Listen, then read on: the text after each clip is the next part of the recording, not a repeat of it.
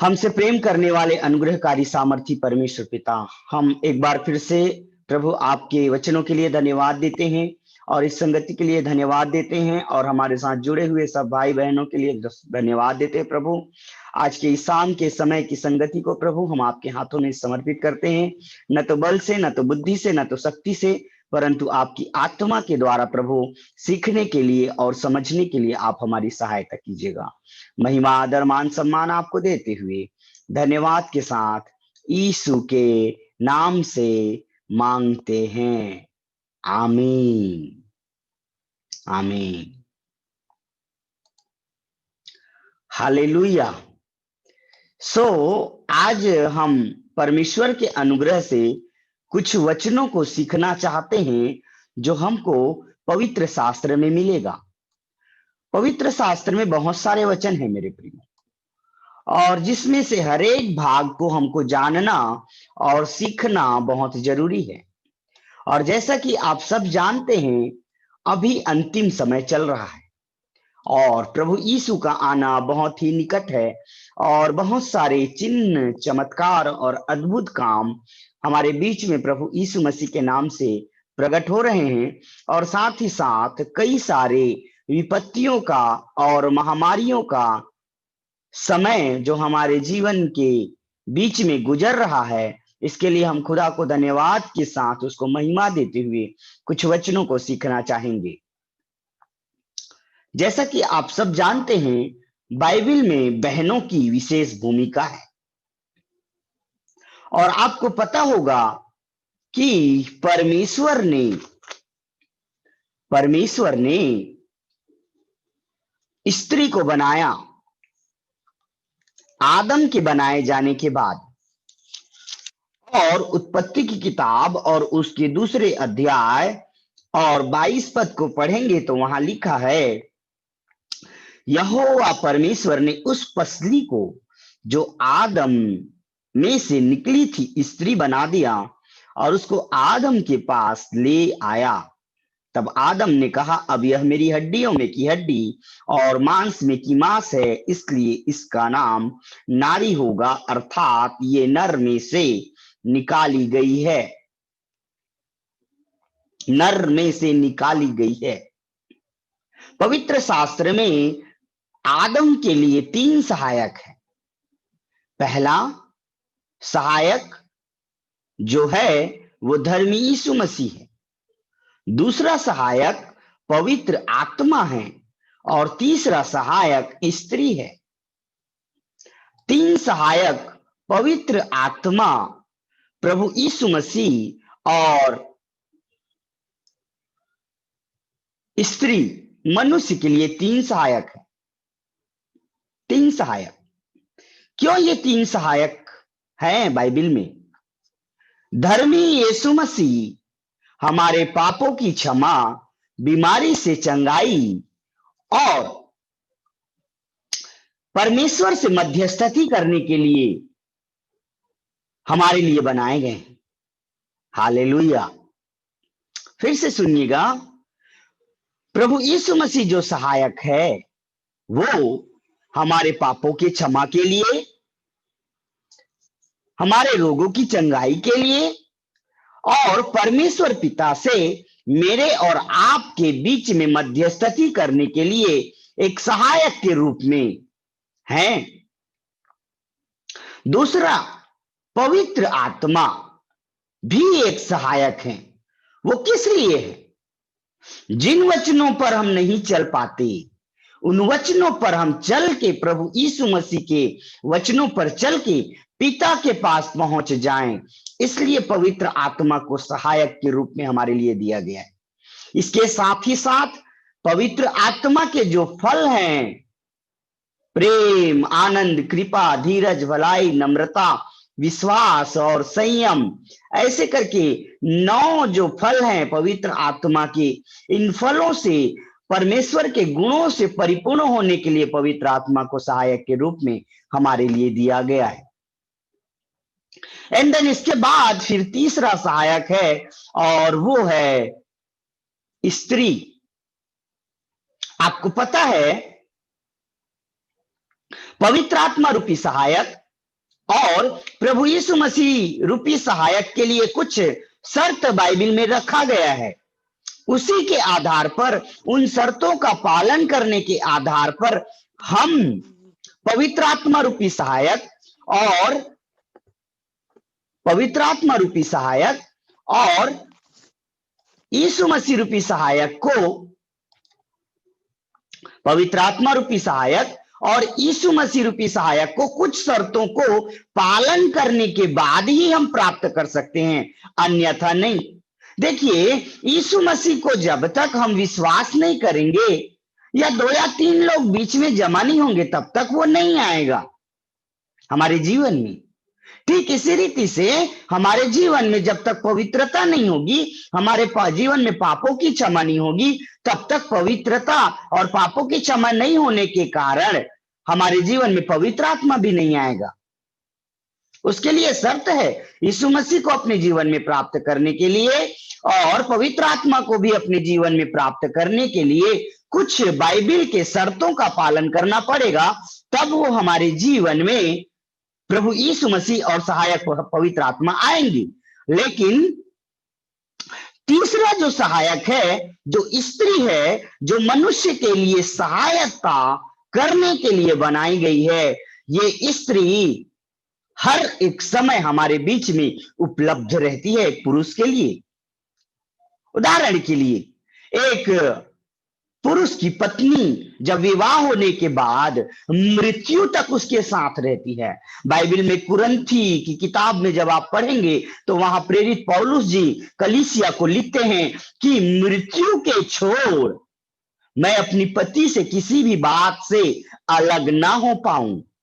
इसका मतलब पुरुष के लिए जो अर्धांगिनी के रूप में या पत्नी के रूप में जो बहन बनाई गई हैं, जो पसली से स्त्री का निर्माण हुआ है, वो एक सहायक के रूप में हुआ है। इसलिए आप ध्यान दीजिएगा पवित्र आत्मा क्या कहना चाहते हैं। आप में से जो बहनें मेरी आवाज को पवित्र आत्मा के द्वारा जो सुन रहे हैं, आप अपनी आप अपने पति के सहायक हैं। आपको परमेश्वर ने अपने पति के सहायक के रूप में निर्माण किया है। इसलिए दिन प्रतिदिन आपको अपने पति की सहायता करनी है, चाहे शारीरिक बातों में हो, चाहे आत्मिक बातों में, चाहे आर्थिक बातों में। हर एक विषय पर आपको अपने पति की सहायता आपको करनी होगी। ग्लोरी जीसस, प्रभु की स्तुति हो, प्रभु की आराधना हो। मेरे प्रियो, ध्यान दीजिएगा, हमको अपनी यदि विवाह हो गया है तो पति की सहायता करनी है, आत्मिक बातों में, आर्थिक बातों में और शारीरिक बातों में भी और मानसिक बातों में भी। परिवार में सहायता करना है, सेवा में सहायता करना है, परिश्रम में भी सहायता करना है। प्रभु आप सबों को आशीष दे। आइए हम अपने अध्ययन में जाएंगे। तो एक ऐसी ही स्त्री हव्वा के समान बाइबल में प्रेरितों की किताब में पाई जाती है, जिसका नाम है लूदिया, जो प्रेरितों की किताब उसका 16 अध्याय और उसका हम पढ़ेंगे तो वहां एक वचन को पढ़ने के समय हमको मिलता है 16 अध्याय का 14 पद। 16 अध्याय का 14 पद को पढ़ते समय वहां ऐसा लिखा है, लूदिया नामक थुआतीरा नगर की बैजनी कपड़े बेचने वाली एक स्त्री सुन रही थी। प्रभु ने उसका मन खोला कि वह पौलुस की बातों पर चित्त लगाए। जब उसने अपने सारे घराने समेत बपतिस्मा लिया तो उसने हमसे विनती की कि यदि तुम मुझे प्रभु की विश्वासिनी समझते हो तो चलकर मेरे घर में रहो, और वह हमें मना कर ले गई। लुदिया के विषय में बस इतना ही लिखा हुआ है। और एक और पद को पढ़ेंगे तो 40 पद, इसी अध्याय के 40 पद में ऐसा लिखा है, वे बंदी गृह से निकलकर लूदिया के यहाँ गए और भाइयों से भेंट करके उन्हें शांति दी और चले गए। पूरे पवित्र शास्त्र में जब हम लूदिया के लिए विषय में मनन करेंगे तो बस इतना ही बताया गया है हम, लेकिन हम बहुत सारे बातों को लूदिया के जीवन से सीख सकते हैं और हम अपने क्रमबद्ध अध्ययन में आज आपको बताना चाहते हैं कुछ बातों को। आप ध्यान से सुनिएगा। प्रभु की स्तुति हो, प्रभु की आराधना हो। चलिए, लूदिया नाम जो है यूनानी शब्द से लिया गया है और जिसको इंग्लिश में हम ट्रैवल कहते हैं। ये यूनानी के 3070 नंबर शब्द से लिया गया है, ग्रीक भाषा से। ग्रीक भाषा के 3070 नंबर शब्द से ये आया है और जिसका हिंदी में अर्थ होता है लूदिया नाम का दुख उठाकर या कड़ा परिश्रम करने वाली। कड़ा परिश्रम करने वाली। तो एक बहन जो दुख उठाकर कड़ा परिश्रम करने वाली स्त्री है वो है लूदिया। और कहीं ना कहीं हम सब जो बहनें सुन रहे हैं उनको भी लूदिया के समान बनने की आवश्यकता है। किन बातों में लूदिया के समान बनने की आवश्यकता है? परिश्रम में हालेलुया।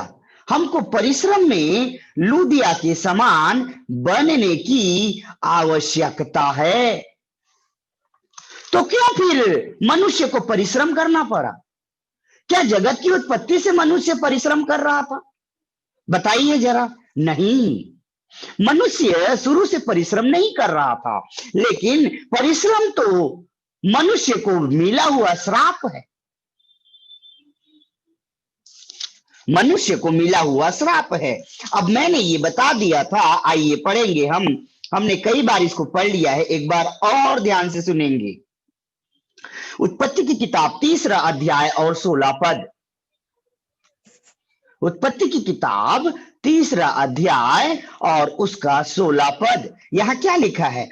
फिर स्त्री से उसने अर्थात परमेश्वर यहोवा ने कहा, मैं तेरी पीड़ा और तेरे गर्भवती होने के दुख को बहुत बढ़ाऊंगा और तू पीड़ित होकर बालक उत्पन्न करेगी और तेरी लालसा तेरे पति की ओर होगी और वह तुझ पर प्रभुता करेगा। तेरा पति तुझ पर प्रभुता करेगा। और सुन, मैं तेरी पीड़ा को और तेरे गर्भवती होने के दुख को बढ़ाऊंगा। स्वयं प्रभु अनुमति दे रहे हैं और स्वयं प्रभु कह रहे हैं कि मैं तेरे दुख को बढ़ाऊंगा। बहनों के जीवन में कह रहा है प्रभु, मैं तेरे दुख को बढ़ाऊंगा, तेरी पीड़ा को बढ़ाऊंगा।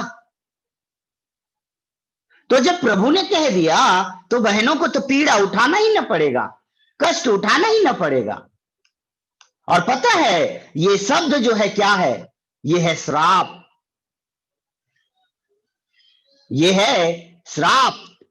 दुख और पीड़ा जो है श्राप है, जो जगत में आदम बाबा को मिल गया और हवा मैडम को मिल गया भले और बुरे के ज्ञान के वृक्ष को खाने के द्वारा।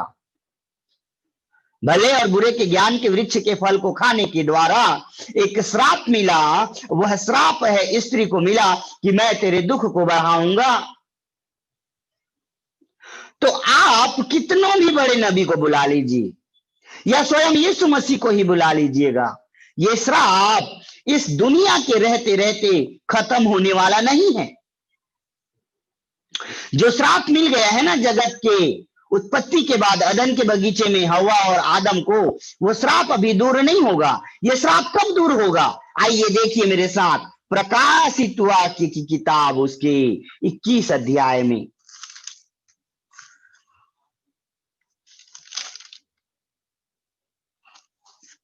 प्रकाशित वाक्य की किताब उसका 21 अध्याय और उसका 3 पद। यहां ऐसा लिखा है, ध्यान से सुनिएगा। मैंने सिंहासन में से किसी को ऊंचे शब्द से यह कहते हुए सुना, देख, परमेश्वर का डेरा मनुष्यों के बीच में है। वह उनके साथ डेरा करेगा और वे उसके लोग होंगे, और परमेश्वर आप उनके साथ रहेगा और वह उनका परमेश्वर होगा। वह उसकी आंखों से सब आंसू पोंछ डालेगा, और इसके बाद मृत्यु न रहेगी, न शोक रहेगा, न विलाप रहेगा, न पीड़ा रहेगी, और पहली बातें जाती रहेंगी। आमीन। पहली बातें जाती रहेंगी। वहां पीड़ा नहीं रहेगा, वहां दुख नहीं रहेगा, वहां विलाप नहीं रहेगा, वहां मृत्यु भी नहीं रहेगा। और मेरी बहनों, आपके आंखों में जो आंसू निकलता है ना, वो आंसू भी नहीं रहेगा। कब नहीं रहेगा? नए आकाश और नए पृथ्वी में। तो पुराना पृथ्वी कहां है? वही तो है जिसमें आप बैठे हो अभी। ये तो पुराना पृथ्वी है, और पुराना पृथ्वी में आंसू है, पुराना पृथ्वी में श्राप है, पुराने पृथ्वी में रोना है, विलाप है, पुराने पृथ्वी में मृत्यु है, पुराने पृथ्वी में शोक है। और पुराने पृथ्वी में पहली वाचा जो आदम के साथ बांधी गई थी, ऐ आदम, तू भले और बुरे के ज्ञान के वृक्ष को ना खाना। That is a first covenant. ये है पहली वाचा जो आदम के साथ परमेश्वर ने बांधी थी। ये पहली बात है, ये पहली आज्ञा है। आपको पता है क्या? इस पृथ्वी पर अभी दुख है, पीड़ा है, विलाप है, शोक है, मृत्यु है।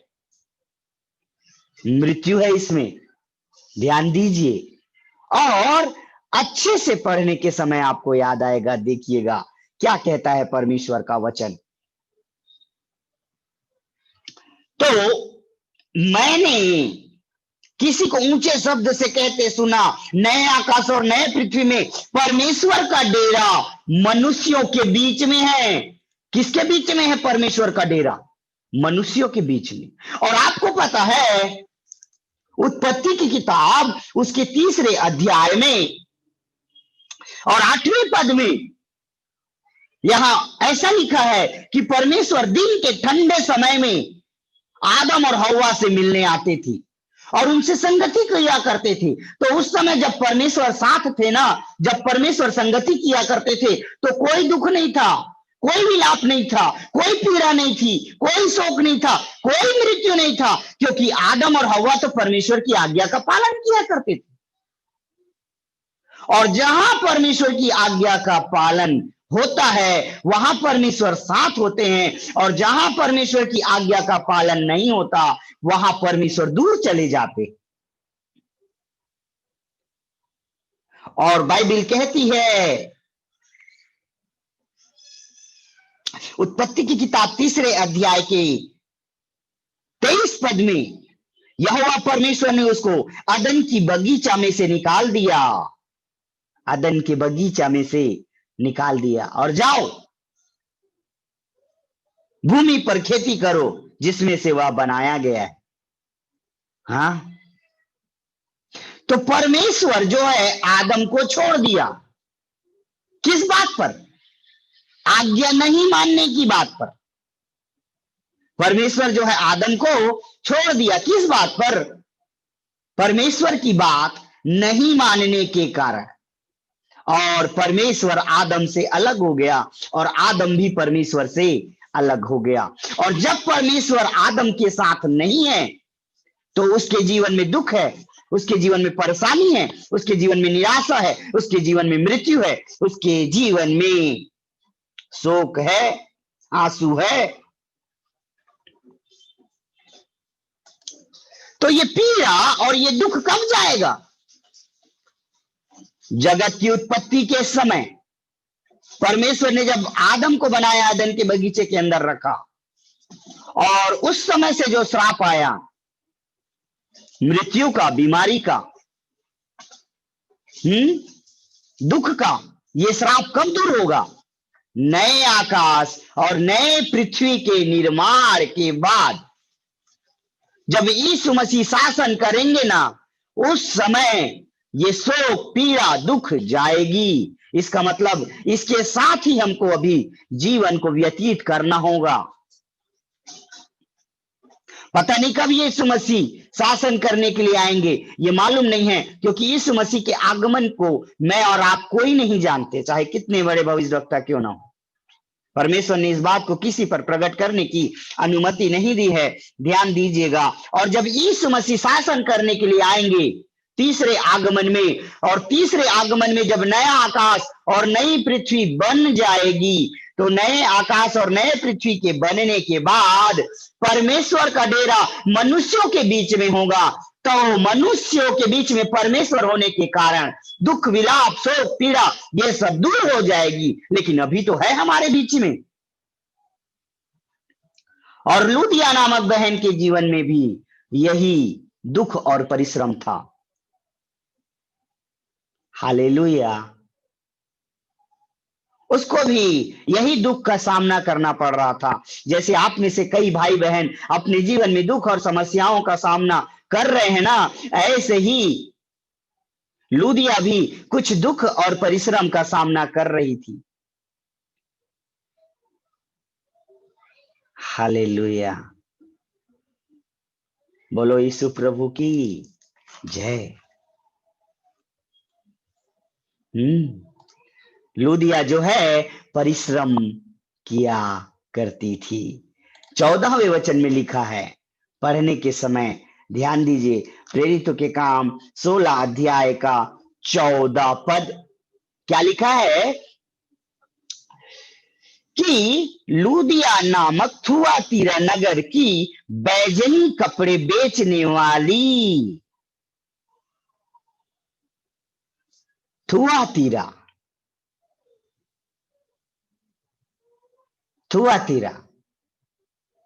थुआतीरा में एक कलीसिया भी है, और थुआतीरा की ये बहन है, और थुआतीरा नगर की ये बहन फिलिप्पी नगर में क्या कर रही थी? ये एक व्यवसाय कर रही थी। किस बात की? बैजनी कपड़े बेचने की। बैजनी कपड़ा, आपको पता है बैजनी कपड़ा कौन पहना करते थे? याजक लोग सूक्ष्म सनी कपड़ा पहना करते थे, और राजा लोग बैजनी कपड़ा पहना करते थे। तो इस परमेश्वर के जन ने, लूदिया ने कौन से व्यवसाय का चुनाव किया? बैजनी कपड़ा बेचने का व्यवसाय करूंगी, ऐसा करके इसने चुनाव किया। हालेलुया।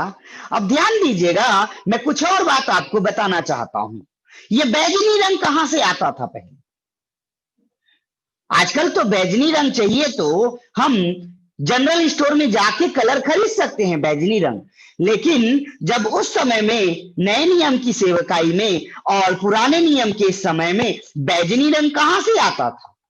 तो ये बैजनी रंग जो है म्यूरेकस नामक सेलफिश से या एक पौधे के जड़ से आता था।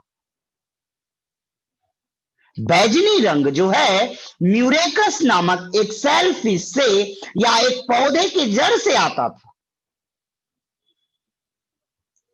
और जिस रंग से कपड़े को रंगाकर बेचने का काम ये लूदिया नामक बहन जो है करती थी। तो इसके जीवन में एक सबसे पहला गुण था कि ये परिश्रम करती थी, ये एक मेहनती बहन थी। और जैसे लूदिया मेहनती बहन थी, वैसे ही हम सबको मेहनती होना है, परिश्रम करना है, हमको मेहनत करना है। हालेलुया। प्रभु की स्तुति हो, प्रभु की आराधना हो। ध्यान दीजिए, और एक और चीज मैं आपको बताना चाहता हूं, ध्यान से सुनिएगा। ये बहन थुआतीरा की थी, और ये थुआतीरा नगर दो बातों के लिए प्रसिद्ध था। पहला, बैजनी रंग के उत्पाद के लिए प्रसिद्ध था, और दूसरा, व्यवसाय के लिए भी ये थुआतीरा नगर जो है प्रसिद्ध था। आमीन, हालेलुया। तो ये थुआतीरा नगर में बैजनी रंग पाया जाता था।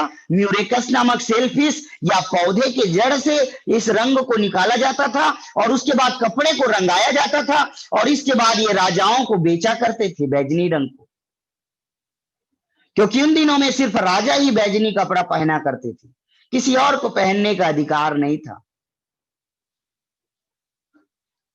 हालेलुया। तो इस बहन ने चुनाव किया तो क्या किया? परिश्रम करने का। मैं बैजनी रंग का कपड़ा बेचूंगी।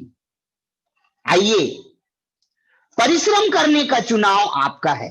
आप क्या काम करेंगे और क्या करेंगे, ये चुनाव आपका है। परमेश्वर जरूर आपके हाथों पर और आपके कामों पर आशीष देते हैं, लेकिन आप काम क्या करेंगे वो चुनाव आपका है।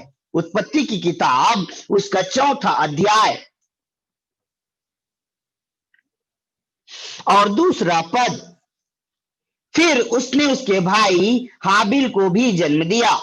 हवा ने कैन के भाई हाबिल को भी जन्म दिया और हाबिल भेड़ बकरियों का चरवाहा बन गया, परंतु कैन भूमि पर खेती करने वाला किसान बना। परमेश्वर ने नहीं बनाया इनको, किसान नहीं बनाया, परमेश्वर ने चरवाहा भी नहीं बनाया। भाई आदम के पास भेड़ बकरी भी थे, आदम के पास खेती भी थी, आदम के पास बहुत सारे पशु पक्षियां भी रहे होंगे, हम विश्वास करते हैं। तो आपका स्वयं का चुनाव है कि आप क्या करेंगे। आप डॉक्टर बनेंगे, आप इंजीनियर बनेंगे, आप कंप्यूटर मैकेनिक बनेंगे या सॉफ्टवेयर इंजीनियर बनेंगे या हार्डवेयर इंजीनियर बनेंगे, चुनाव आपका है।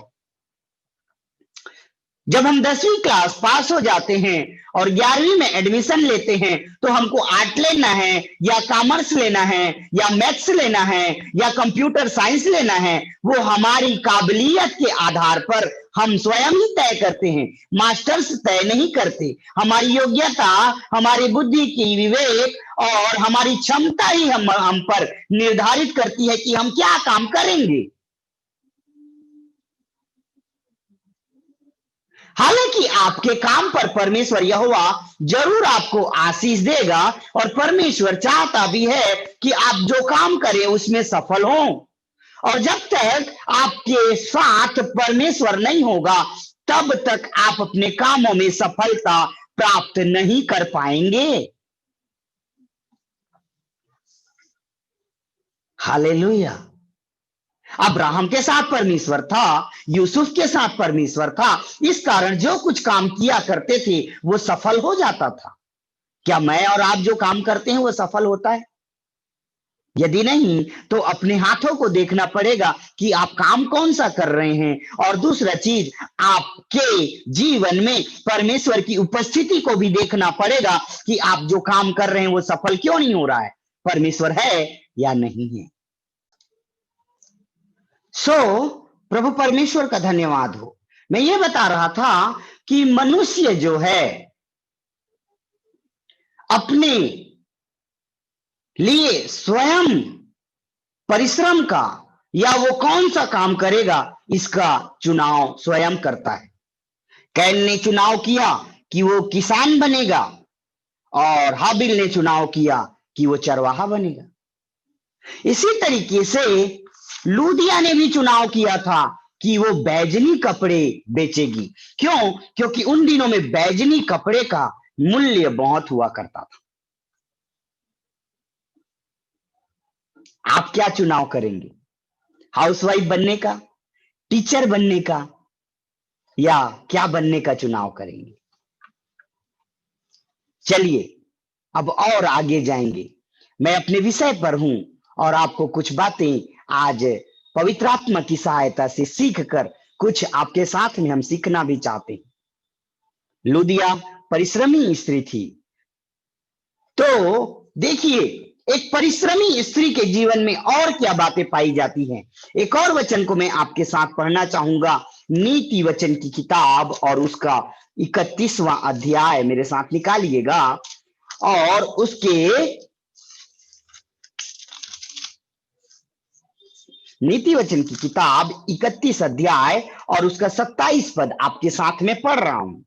यहाँ पे ऐसा लिखा है, वह अपने घराने के चाल चलन को ध्यान से देखती है और अपनी रोटी बिना परिश्रम नहीं खाती। तो एक परिश्रमी बहन या एक आदर्श पत्नी वह होती है जो अपनी रोटी को बिना परिश्रम के नहीं खाती। और इसके साथ साथ उनके जीवन के विषय में एक और बात लिखी गई है, वह यह है कि वह अपने घराने के चाल चलन को ध्यान से देखती है। तो एक आदर्श पत्नी के विषय में नीति वचन की किताब उसके 31 अध्याय के 27 पद में दो बातें देखते हैं। वहां पे दो चीजों का यूज वो करती है, हाथ का यूज करती है काम करने के लिए, परिश्रम करने के लिए, और आंख का इस्तेमाल करती है चाल चलन को देखने के लिए। तो व्यक्तिगत जीवन के चाल चलन को देखना और अपने घराने के चाल चलन को देखना। और मैं आपको बताना चाहूंगा कि एक पत्नी या एक बहन या एक आदर्श स्त्री का चाल चलन अच्छा नहीं है तो क्या है, उसका परिवार उद्धार नहीं पा सकता। हालेलुया। ध्यान दीजिए, वह अपने घराने के चाल चलन को ध्यान से देखती थी।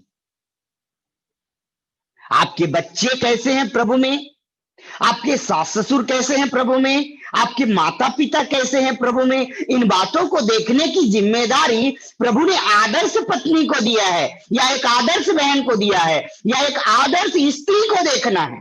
क्या आप उनके चाल चलन को देखते हैं?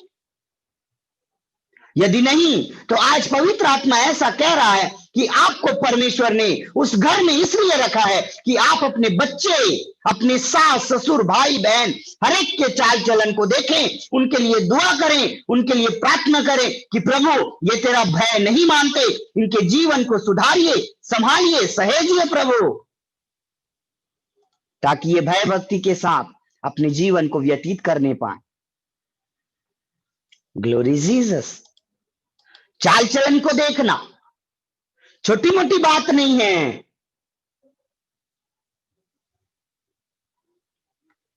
हालेलुया। चाल चलन को देखना किसके? अपने घराने के, दूसरे के घराने की नहीं। हम तो दूसरे के घराने की ताक झांक में रहते हैं, दूसरे की नुक्ताचीनी करने के लिए रखते हैं, चाली चुगली करने के लिए रहते हैं। हाँ, बोलो यीशु प्रभु की। तो मैं करते हैं, लड़ाई झगड़ा करते हैं। क्या आपको घर में उसी लिए ठहराया है प्रभु ने? आपने प्रभु को जाना है तो किस लिए जाना है? लड़ाई झगड़ा करने के लिए, गाली देने के लिए, बकवास करने के लिए नहीं। आपको उस घर में प्रभु ने एक ऐसी बहन बना करके रखा है जो अपने घराने की चाल चलन को देखिए। मैं आज पूछता हूं, आप कलीसिया से कितने ऐसी बहन हैं जो अपने घराने में अपने घर वालों के लोगों के चाल चलन को ध्यान से देखते हैं? और ध्यान से देखने के विषय में कहा गया है। आज आपको पवित्र आत्मा और परमेश्वर का वचन एक जिम्मेदारी दे रहा है मेरी बहनों, कि आप अपने घराने के बहनों का, भाइयों का, बच्चों का, बुजुर्गों का चाल चलन को देखें, ध्यान से देखें। एंड देन फिर उसके बाद दूसरा वचन यहां लिखता है कि वो अपनी रोटी बिना परिश्रम के नहीं खाती। अपनी रोटी बिना परिश्रम के नहीं खाती। तो पवित्र शास्त्र में दो रोटी के बारे में बता रहा हूं। उत्पत्ति की किताब, वापस आ जाएंगे,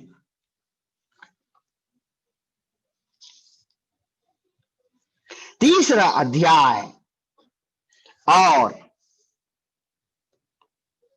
19 पद। और वह अपने माथे के पसीने की रोटी खाया करेगा और अंत में मिट्टी में मिल जाएगा, क्योंकि तू उसी में से निकाला गया है। तू तो मिट्टी है और मिट्टी में ही मिल जाएगा। तो पहला रोटी है, वो है पसीने की रोटी। कहाँ की पसीने? माथे की पसीने की रोटी। आपने बनाया क्या पसीने की रोटी? आप तो मैदे की रोटी बनाते हैं, गेहूं की रोटी बनाते हैं, चावल की रोटी बनाते हैं, या और कुछ कुछ चीजों की रोटी बनाते हैं। लेकिन बाइबिल तो इसको पसीने की रोटी के नाम से जानती है। और दूसरा रोटी है जो हम बपतिस्मा लेने के बाद, प्रभु को ग्रहण करने के बाद, अपने जीवन को पवित्रताई में रखने के बाद, हर रविवार को या महीने में एक बार प्रभु के कलीसिया में जाकर प्रभु के दास के द्वारा बताए हुए नियम और विधि के अनुसार प्रभु भोज की रोटी को खाते हैं। वह आपने कब लिया है ये रोटी? आप में से कितनों ने यह रोटी खाया है? भोज की रोटी, प्रभु भोज की रोटी। हाँ, हालेलुया, हालेलुया। ध्यान दीजिए।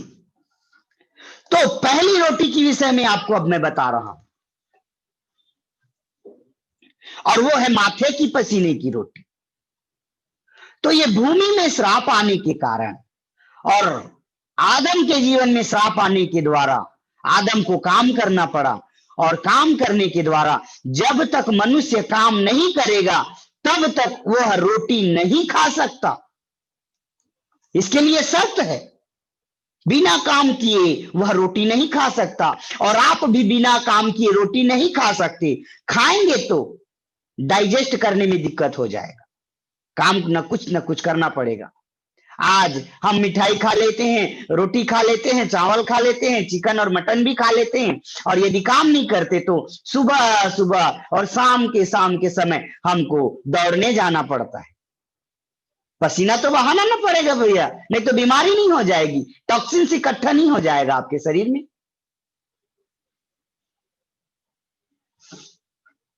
हालेलुया। तो हम इस भोजन के लिए, इस रोटी के लिए हम क्या करना है? परिश्रम करना है। तो माथे की पसीने की रोटी परिश्रम के साथ हम खाएंगे। आपके घर में जो तवा में बनता है ना रोटी, या दाल चावल सब्जी बनता है, इसके लिए आपको परिश्रम करना पड़ेगा, मेहनत करना पड़ेगा। बिना मेहनत के आप इस रोटी को नहीं खा सकते।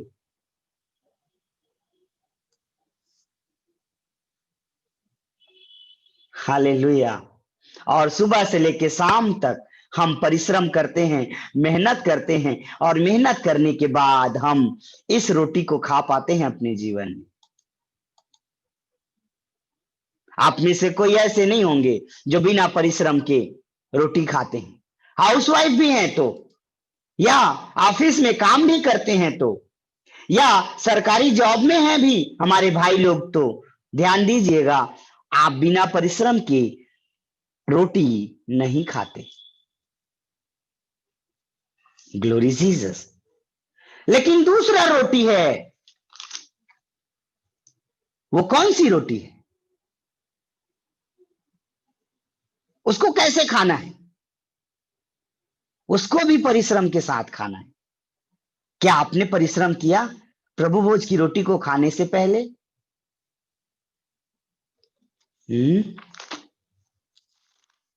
समझ में नहीं आया हम क्या बोलना चाह रहे हैं। पहली रोटी तो आपने अपने घर में खा लिया, दूसरी रोटी कहां खाएंगे? आप कलीसिया में खाएंगे, प्रभु खिलाएगा उसे। लूका की किताब और उसका एक वचन पढ़ेंगे, आइए मेरे साथ पढ़िए। लूका की किताब और 22 अध्याय और 19 पद। फिर उसने रोटी ली और धन्यवाद करके तोड़ी और उसको कहते हुए दे दी, यह मेरी देह है जो तुम्हारे लिए दी जाती है, मेरे स्मरण के लिए यही किया करो।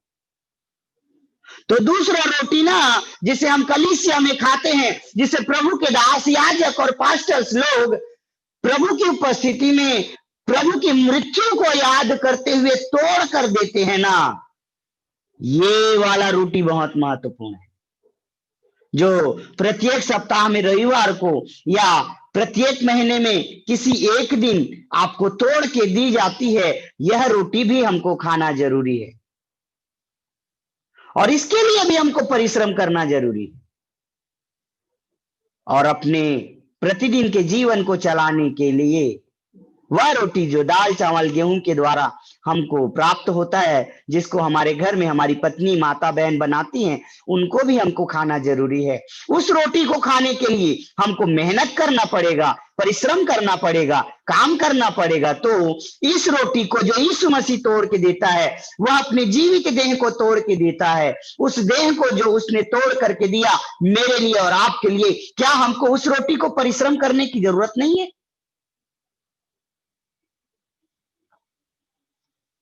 तो ध्यान दीजिए, यूहन्ना की किताब में बाइबल क्या कहती है।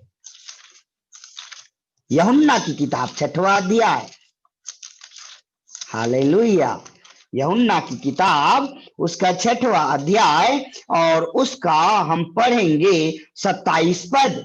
तो वहां ऐसा लिखा है, नाशवान भोजन के लिए परिश्रम मत करो, लेकिन उस भोजन के लिए परिश्रम करो जो अनंत जीवन तक ठहरता है और जो मनुष्य का पुत्र तुम्हें देगा।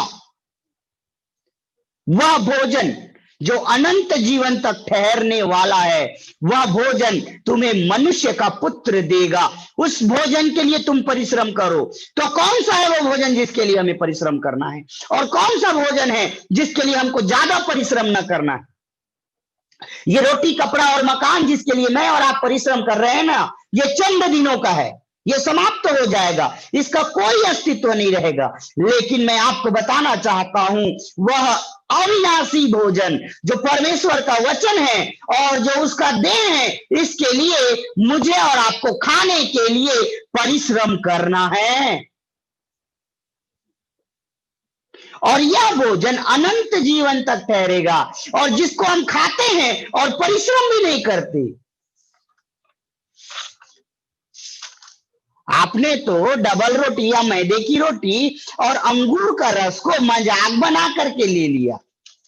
आपको पता है क्या इसकी गंभीरता? हाँ, बिना परिश्रम किए नहीं खाना है। क्या है परिश्रम? बाइबल कहती है, क्या है वो परिश्रम? 1 कुरिन्थी 11 अध्याय उसका 26 पद,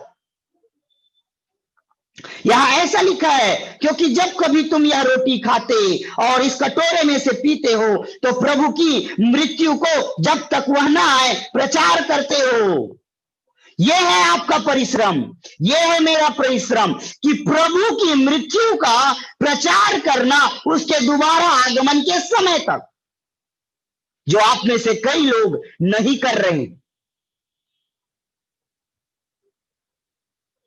उसके मृत्यु का प्रचार आप में से बहुत लोग नहीं कर रहे हैं।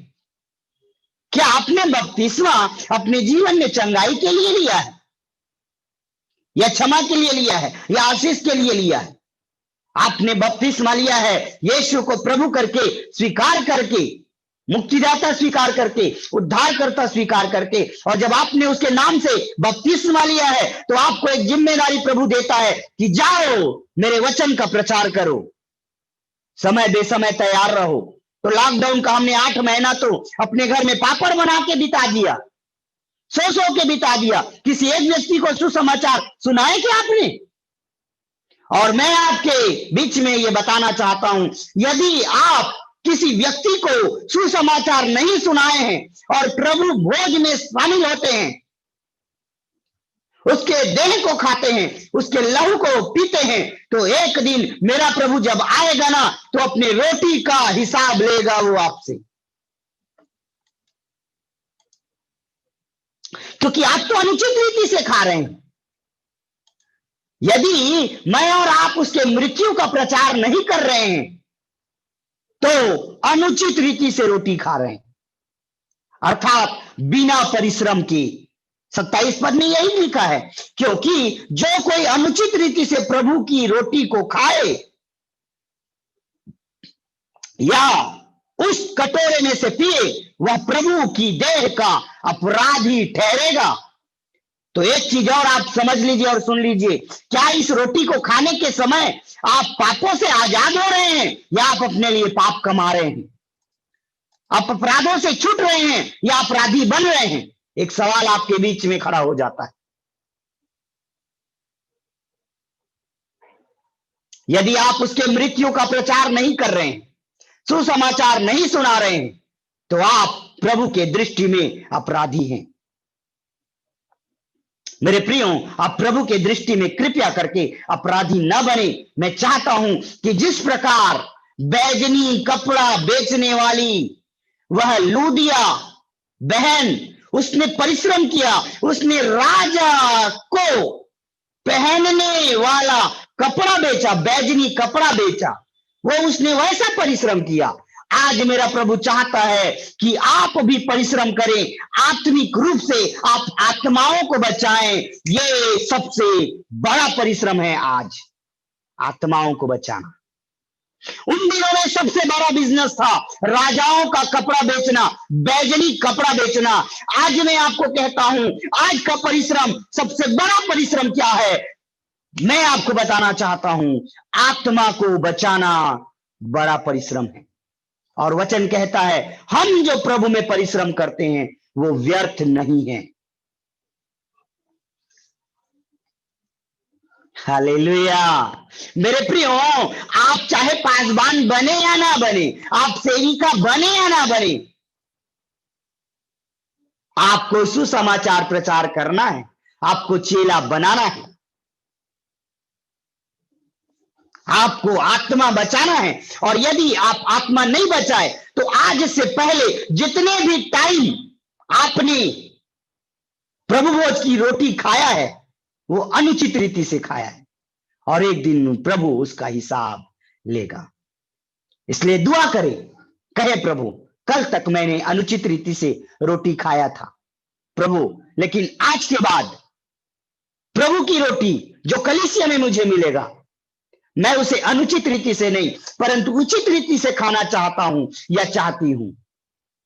आत्मा बचाकर या उसके मृत्यु का प्रचार करके दोबारा आगमन के समय तक, एक दिन प्रचार नहीं करना है, 2 दिन नहीं करना है, 1 हफ्ता नहीं करना है, 2 हफ्ता तक नहीं करना है, परंतु बाइबल कहती है जब तक वह दोबारा ना आए तब तक मुझे और आपको परिश्रम करना है। जैसे बैगनी कपड़ा बेचने वाली बहन लूदिया परिश्रम करती थी ना, वैसे ही आज मुझे और आपको परिश्रम करना है।